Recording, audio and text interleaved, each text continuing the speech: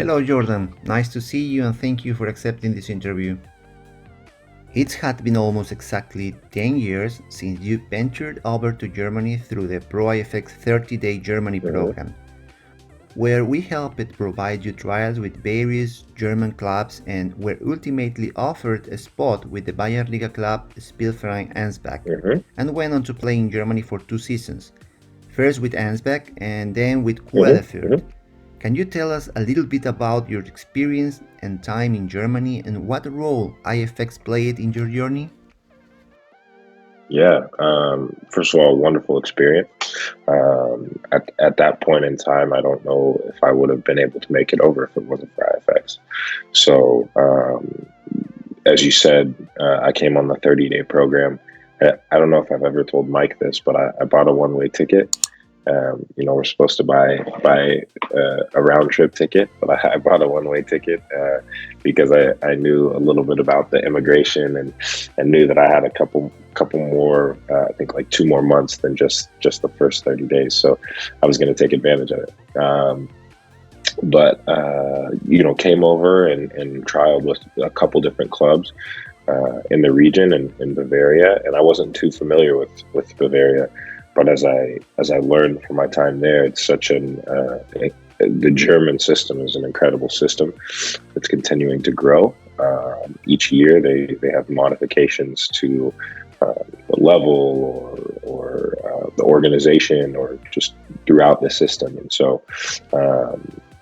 Coming in and trialing was brand new for me with just that level of organization. And you hear, hey, fifth division, and over here you think that that's a really low level, but when you're familiar with it, you realize it's actually a very high level. And there's teammates of mine that went on to play, second Bundesliga. Some guys that were signed to some big first Bundesliga clubs, and then their U23s, and the youth systems of both clubs that I was at were very good, and so they were trying to get some 17, 18, 19 year olds some time with the men's team at the amateur level to help them develop and take the next step. So it was an incredible experience.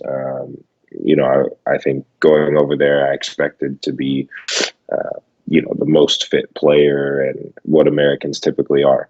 And I learned that a whole lot more about the game from being over there, a whole lot more about how to position myself, a whole lot more about how to read the game, and a whole lot less about how to be, physically just superior. And that was what I had grown to be successful with inside the United States, but moving overseas is a whole lot more of a mind game, and that was really beneficial. So IFX definitely opened the door for me, set me up with trials and whatnot, and then I took advantage of the opportunities.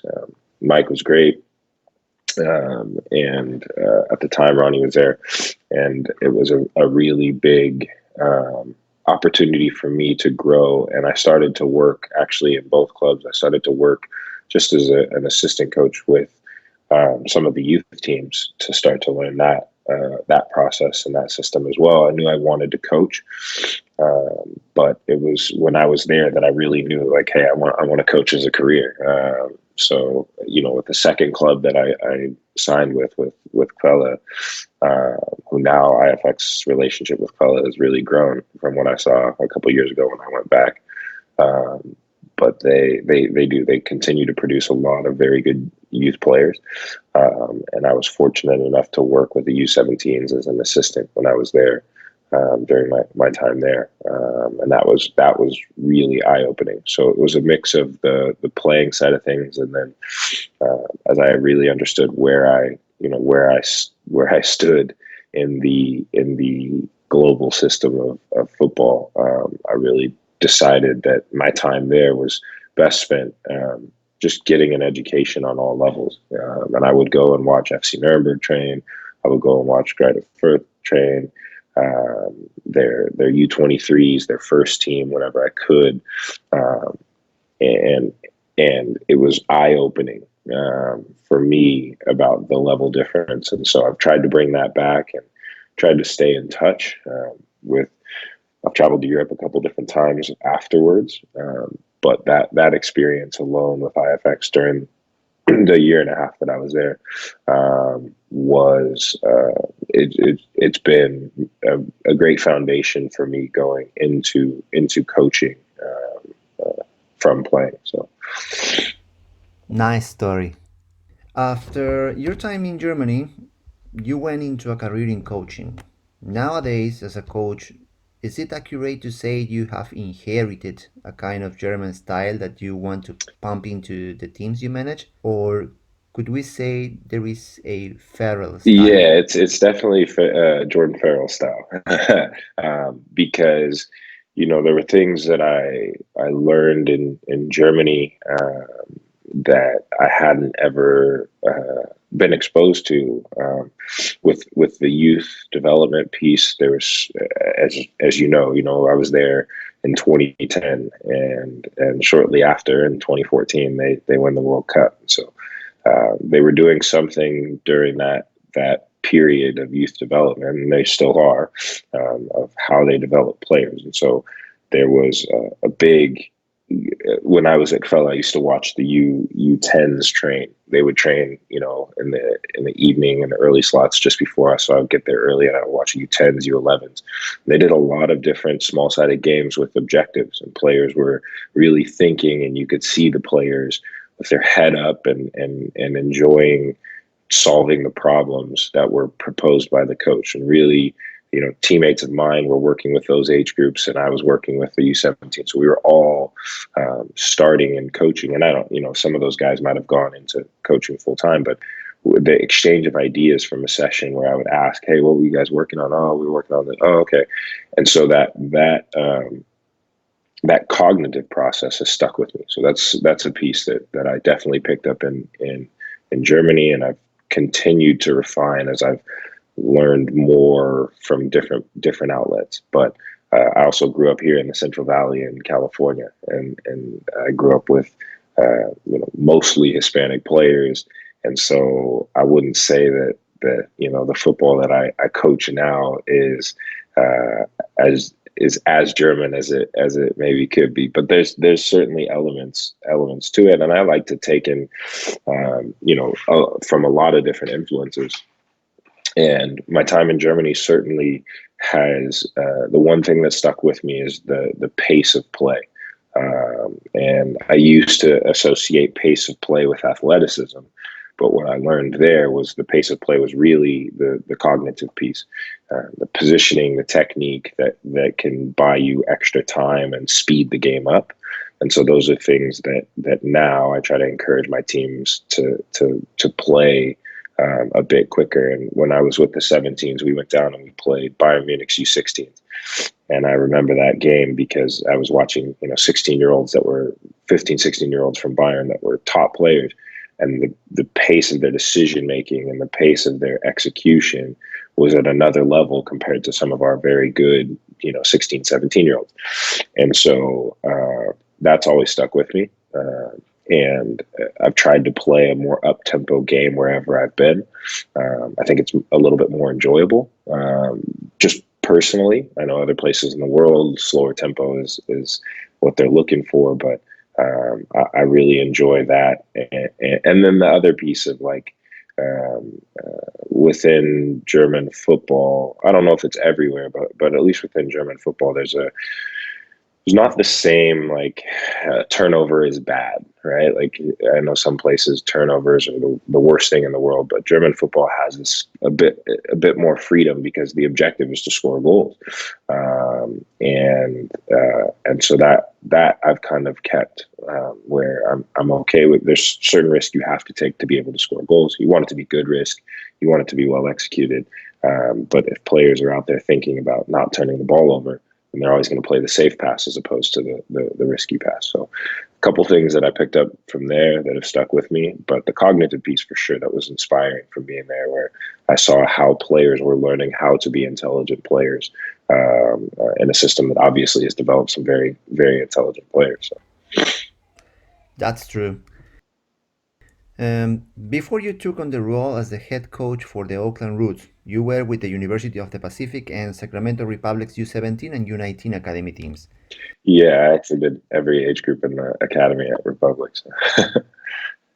Can you tell us about that experience and what do you think is harder, to coach young players who are still developing or players who are already developed? Oh, I'd say I say this that there's each level has its own challenges. I think it was a great experience for me. So with UOP, it was a brand new Division I program, and I'm from Stockton, so it was like literally my backyard, and I couldn't pass up that opportunity. I was doing my master's degree at the university during that period of time, so it was a really good opportunity for me to learn, the college system. And we had, great, uh, I would say progression. It wasn't all the years that I was there weren't successful, but the first 2 years were a really good foundation, and how we wanted to play. And then that third year that I was there, we really that really flourished, and we made the jump and had some really good success in terms of getting into the national tournament and climbing the ladder within our conference. But I also, as I said, when I was in Germany, I started to work with the youth. And so when I was at Pacific, we were also running a youth club in our neck of the woods. And I wanted to start working with youth players full time, where I was building an individual player, not necessarily, the player development at the U23s age group is much different than the player development at 13s and 14s, and so. For me, I thought it would be very beneficial long term as a coach, to go into a youth academy where I could uh, really every single day be focused on these individuals who were, maybe 3-4 years from potential first team football, some even longer than that, but trying to give them really good habits, or the cognitive processes or the cognitive skills, that I had seen build a very good foundation for players when I was over in Germany. I wanted to try my hand with that, and I wouldn't say I was the best 13s and 14s coach, but it was certainly an incredible experience for me, and really good for my development as a coach to see the development of players at that age and stage. I moved real quickly. I think it was like 6-7 months that I did that, and then there was some changes in our academy, and I got an opportunity with the 17s, and then eventually a couple months later, for one season, I did the 17s and the 19s, and that was incredible, because it was my first time working with players who were in and out of the first team, um, and and really close to first team football. And so, obviously, with Pacific, we had players who are now playing professionally, but it wasn't like a week by week basis. I had players who performed really well a couple weeks in a row, and then they were getting a call into the first team, and then obviously, the first team is tough to get on the field, right? So then they're back with the 19s, and some guys even, was it better for them to be with the 19s and 17s? So the psychology of that moment for a player was really important for me to learn and me to grow in the process of developing players and teams. I got a lot of different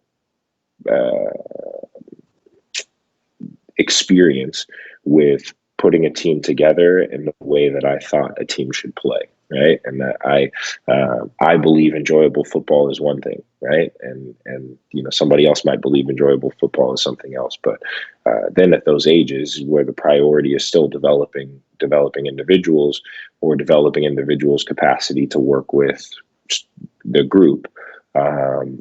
It was awesome. I got to work with some really top players, even some guys that are now applying their trade over in Germany, which is pretty cool. So I got to share my experience when I was over there, which was different because these guys are in top clubs and I was in some amateur clubs.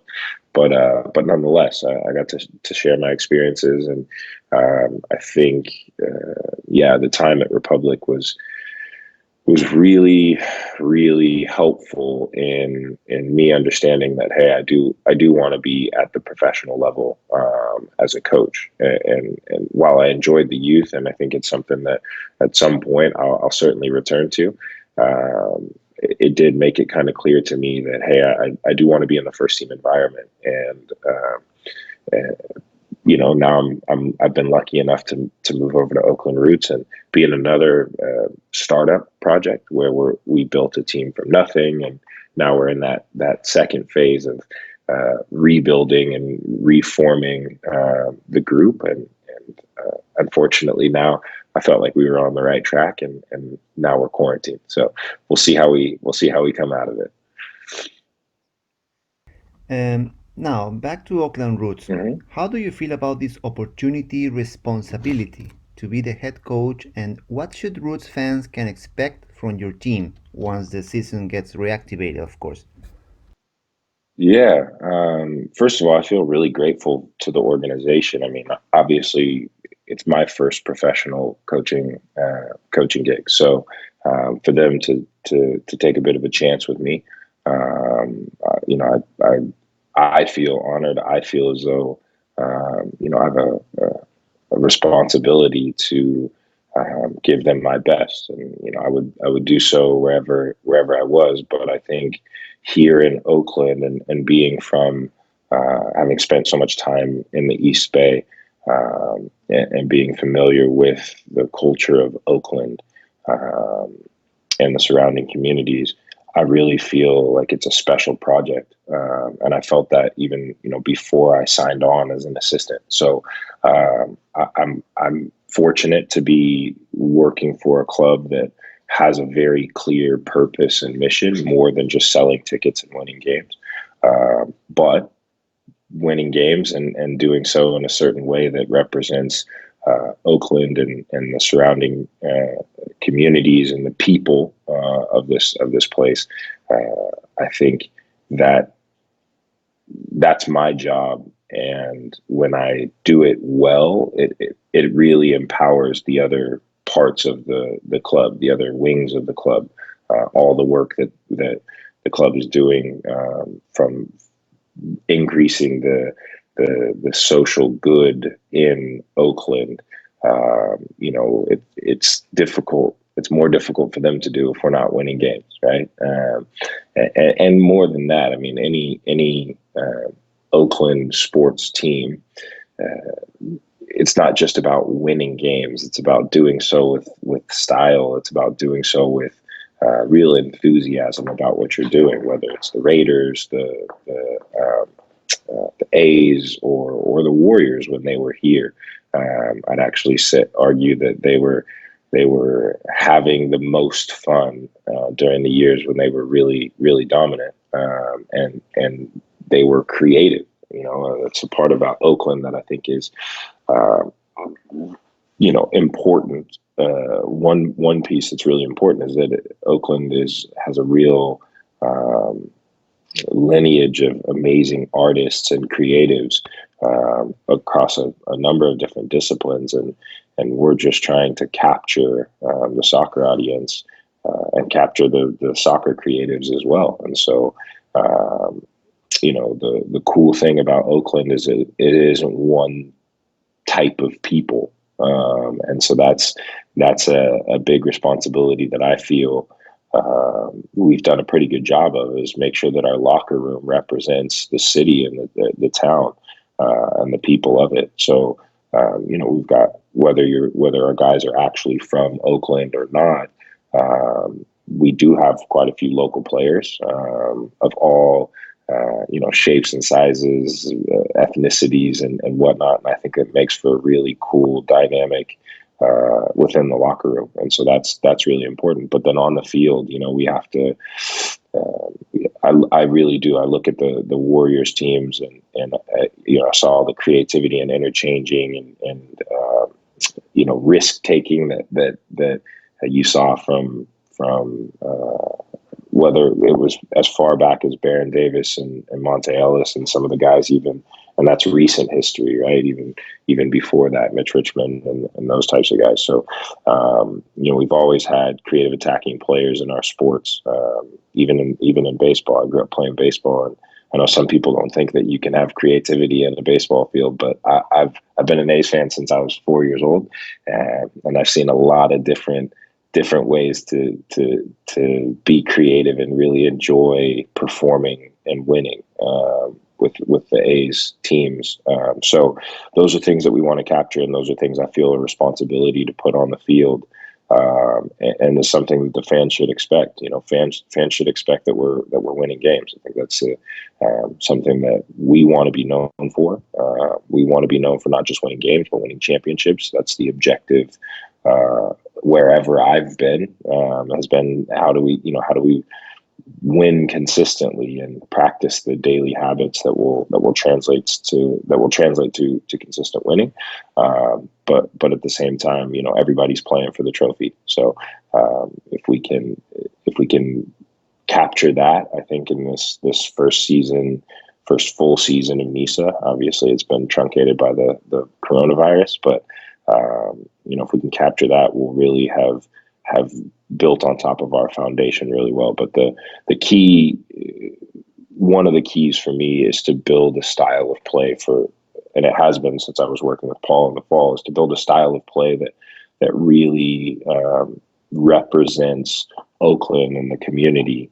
And that has to involve creativity. It has to involve interchanging. I mean, if you've ever been up in the hill in Oakland and just stared out and seen all the freeways intersecting right there in Oakland, there has to be interchanging on the field. And so that's something that we've tried to capture. But also there has to be this push, this drive, this intensity to the way that we play that is inherent within the Oakland community. And so those are certain elements that we want to have. And we'll continue to refine as we get back on the pitch. Good. We know you have been a fundamental piece in building up the Sacramento's scouting network in the Central Valley. If you have to summarize capacities and abilities a player must develop in order to get scouted by a team like yours, which would be? Yeah, I go back to I want to, when I was in the academy, I would say this constantly, but I want a 12-year-old who can dribble everyone, right? Because that means he's comfortable with the ball. I know some people call that guy a ball hog. I call that player, comfortable on the ball, and I think that's what you want.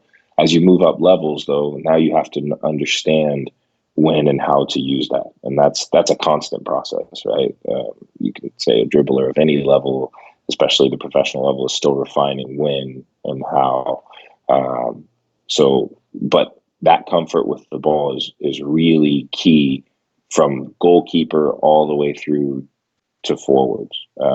And so I encourage players, during this period of time, that's one thing that you have to take ownership of, right? And there's plenty of time right now where a player can be out working with the ball and improving themselves.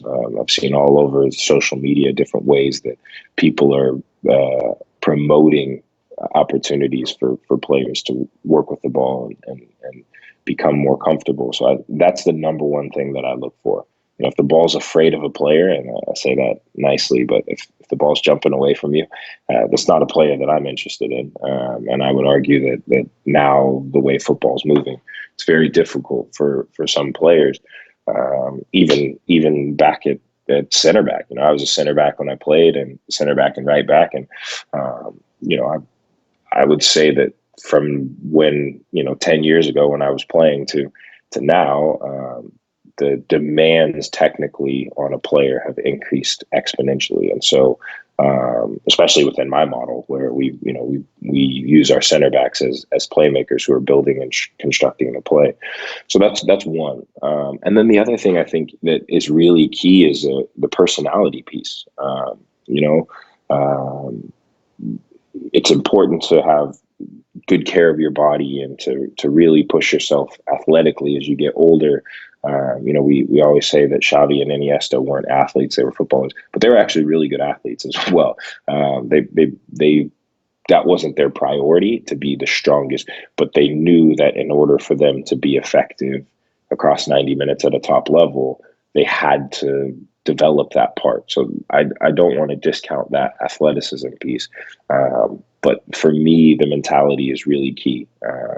The game intelligence, the insight, but also the drive to win and the way in which players do it. Not necessarily just wanting to win, but how they want to win, how they want to drive their team, how they want to communicate that, how they carry themselves when there's adversity, how they carry themselves when there's success.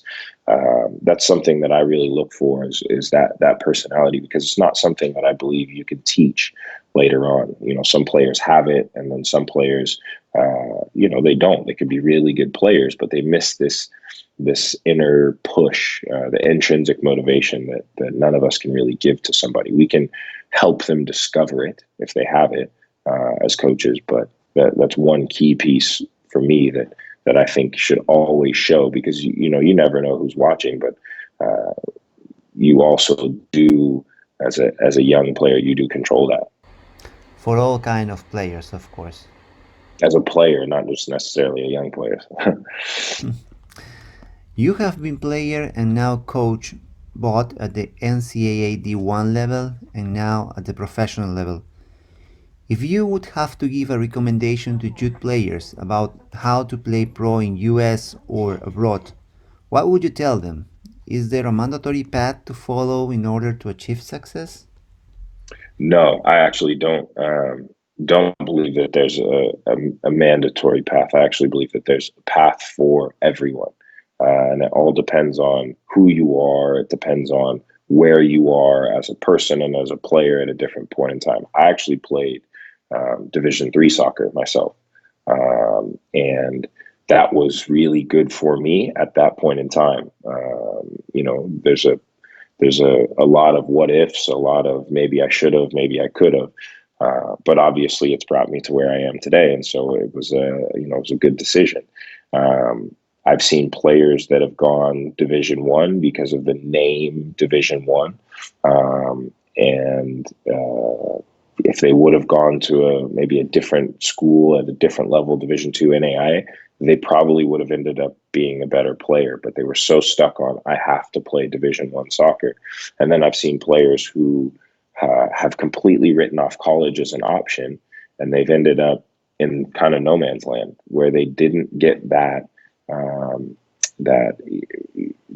the stability of the collegiate environment that they really needed to finish forming themselves as a young man to be able to handle the professional level.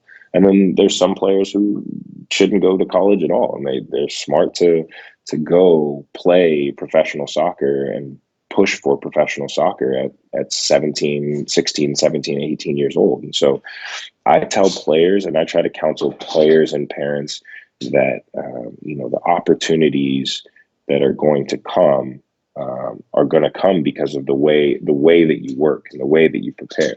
And then you have to decide as an individual and as a family what's best for you. I'm not in the business of telling people this is the way to do things, but I think there's some kids who it is 100% right that they need to go to college because they're just not ready as people or as players to be a professional, to handle the rigors of the professional life day in and day out.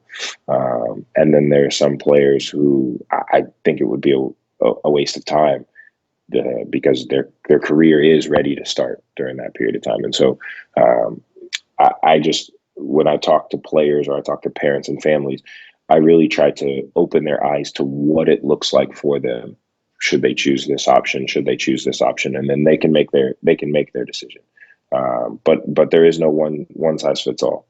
And I think that the good thing about the American soccer system is that we're starting to develop those other options besides just college for players domestically, and the doors are open for players to make the step over to Europe and some into South America. It kind of all depends on what the best situation is for guys.